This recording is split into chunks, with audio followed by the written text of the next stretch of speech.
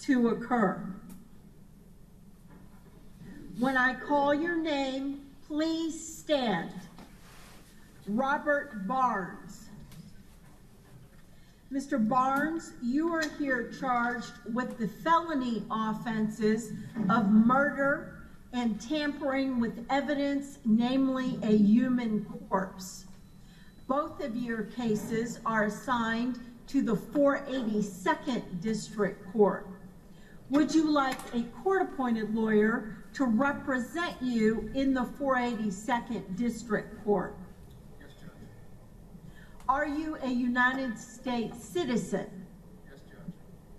Do you consent to allow Mr. Henderson to represent you at this bond hearing? Yes, Your Honor. Ms. Hecht, what is the state's request with regard to bonds? Based on the defendant's high PSA score of 5.3 with a yes to new violent criminal activity and the facts and circumstances of which the defendant shot and killed his mother, dismembered her corpse, and put her in a box that he admitted to making a month prior, the state is asking for a $250,000 bond on each case, oppose a personal bond on each case. As for bond conditions, the state's asking that the defendant surrender any passports or visas or travel documents, that he remain in Harris County, Texas, that the defendant have no contact with the deceased family, such as a sister that came by to check on the complainant. The state asks that the defendant not possess any firearms, ammunitions, or other weapons, that he submit to random urinalysis, that he be prohibited from using, possessing, or consuming any alcohol or controlled substances, that he have house arrest if he does make bond from 12 a.m. to 11:59 p.m. every day with a GPS monitor, and that he have no driving until the court gives him permission to drive. And that's all. Thank you. Mr. Henderson, what is your request with regard to bond? Judge, I'm requesting a $100,000 bond on the murder allegation, a $50,000 bond on the tampering charge. Mr. Barnes can be expected to follow court instructions and bond conditions while he's on bond. He's never missed a single court appearance in the past. He'll turn back up to face the allegation against him in court. Mr. Barnes has strong ties to Houston. He's always lived here. He's 37 years old. He has an 8-year-old son who provides with financial support. He does speak to his community ties. He's been going through a period of unemployment at the moment, but prior to his period of unemployment, he worked for 1 year at a particular restaurant to speak to his ability to make court appearances. He has an associate's degree from a local university as well, which also speaks to both his community ties and his ability to make court.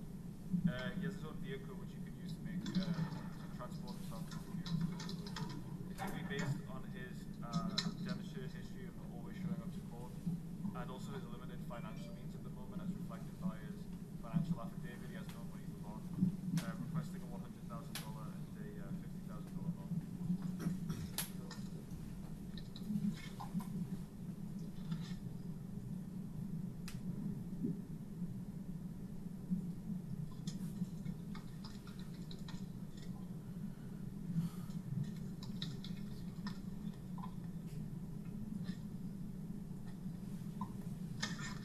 I do have a sworn to financial affidavit for Mr. Barnes.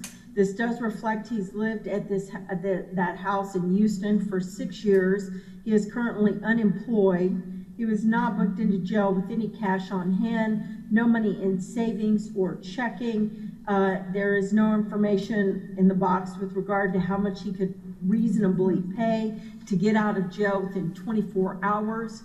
He is scoring a yes on the new violent criminal activity flag, a 5 out of 6 on the new criminal activity scale, 3 out of 6 on the failure to appear scale. He is an above average risk. on this. The murder is a first degree, the tampering is a second degree. He is currently on deferred for a Class A misdemeanor theft. He was placed on 16 months deferred January 13th of 2021. He has 2 misdemeanor convictions, a resisting and an unlawful restraint from 2017. In this case, the most profound evidence are his actual confession, in which he confessed he shot his mother multiple times and then mutilated her body to fit it into this box. It also did stand out to me that when her sister went to check on her, he came out with an AK rifle and told them to leave and that he had taken his mother to the airport. He tried to tell the officers the same thing, but then couldn't say what airport. Ultimately, they found the body in the garage pursuant to executing a search warrant at the location. Mr. Barnes, I am going to set your bond in the murder case at $500,000. I am not approving a personal bond. In the tampering case, I'm going to set your bond at $150,000. I am not approving a personal bond. I am going to order as a condition of any bond that you do post that you do not have any contact with Dalio Lest Vela or any member of her family or household. I'm going to order you to surrender your passport or any kind of travel documentation that you have. Your travel will be restricted to Harris County and its contiguous counties. I'm going to order you not to use, possess, or consume any marijuana, controlled substances, or dangerous drugs. I'm going to order you not to possess any firearms, ammunitions, or weapons. I'm going to order that within 1 day of your release from custody, you must get a GPS ankle monitor, and you will be under house arrest 24 hours a day, 7 days a week. Do you have any questions about any of those conditions?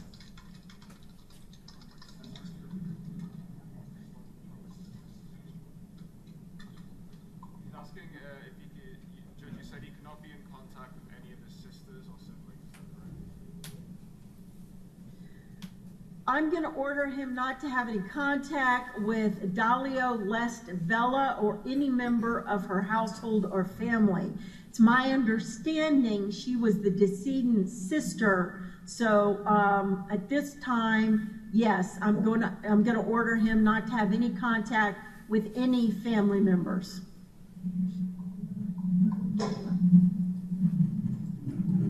Any other questions? No, Judge, thank you. Thank you.